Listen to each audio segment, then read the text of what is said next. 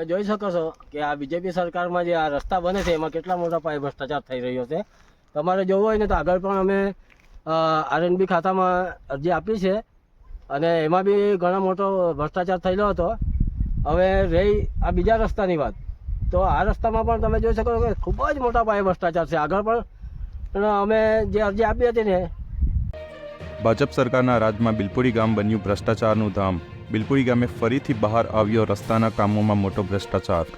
ડુંગરપાડાથી બેજપાડા થઈ સીમપાડા સ્મશાન તરફ જતા રસ્તાના કામોમાં મોટા પાયે ગોબાચારી જોવા મળી રહી છે. મેટલ પાથરવા વગર ધૂળમાં જ ડામર પાથરવામાં આવતા બિલપુડીના ગ્રામજનો રોષે ભરાયા. બિલપુડી ગામના આગેવાન નિલેશ મિસાળ દ્વારા જણાવવામાં આવ્યું કે પહેલા પણ બિલપુડી ગામે બનેલા રસ્તાઓમાં મોટા પાયે ભ્રષ્ટાચાર થતા આવ્યા છે. કરોડો રૂપિયાનો બનેલો સુવિધા પંથ 1-2 મહિનાના સામાન્ય વરસાદમાં જ ધોવાઈ ગયો હતો, જે બાબતે ગ્રામજનો દ્વારા આરએનબી શાખા ધરમપુર અને તેના ઇજનેર કે પટેલ વિરુદ્ધ અગાઉ આવેદનપત્ર આપી ફરિયાદ પણ કરવામાં આવી હતી. લોક સંગઠન પ્રમુખ પ્રમોદ ગાંવી દ્વારા જણાવવામાં આવ્યું કે જો આ રસ્તાનું ફરીથી યોગ્ય રીતે કામ કરવામાં નહીં આવ્યું તો બિલપુડીના ગ્રામજનો દ્વારા તંત્ર ખિલાફ કાયદાકીય રીતે પગલાં ભરવામાં આવશે.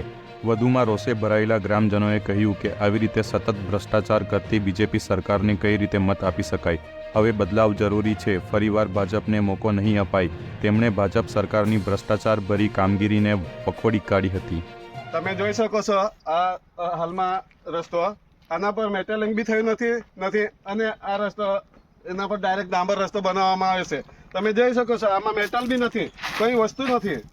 હવે એ લોકો અડધે રસ્તો જે જ્યાંથી રસ્તો 2.5 કિલોમીટરનો પાસ થયો છે એમાં અડધેથી એ લોકોએ મેટલિંગ કરેલું છે ને આ હમણાં અડધે મેટલિંગ કરેલું નથી અને ડાંબર રસ્તો સીધો એ લોકોએ ચાલુ કરી દેવામાં આવેલો છે.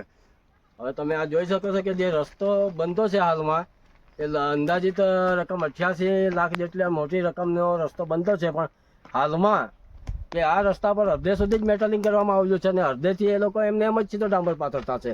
તો શું આ ધૂળમાં કોઈ ડાંબર ચોંટવાનો છે? નથી. તેના પર કોઈ મેટલિંગ કરેલ છે નથી, કોઈ પાણી નાખવામાં આવેલું છે, કાંઈ કશું જ નથી કરવામાં આવેલું. સીધે એ લોકો ડાંબર જ પાડી દેવા માંગતા છે. તો પછી આ તમે દરેક વ્યક્તિ જોઈ શકો છો કે આ હાલત શું છે. આ ધૂળમાં કઈ ડાંબર ચોંટવાનો છે?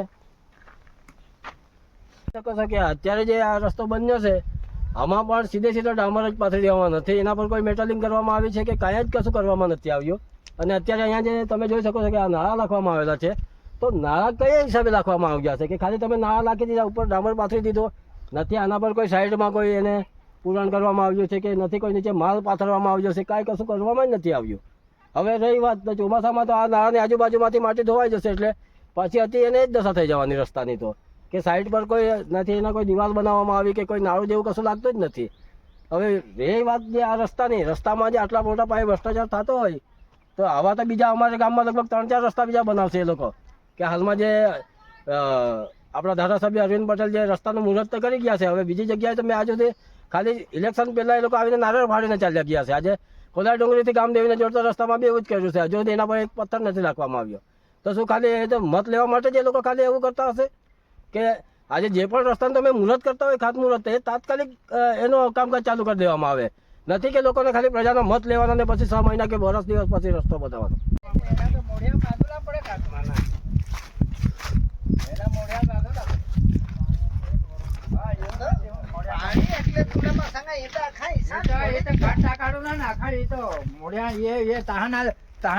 બાંધુલા પડે ને એને, હા એને બાંધુલા પડે તાહનાજી.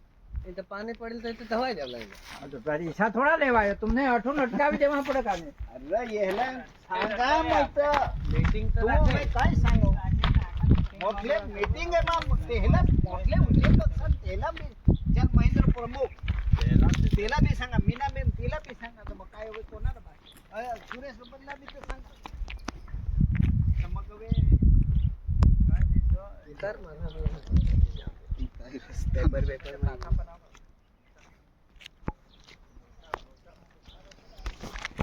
ऐसा ना टाकाय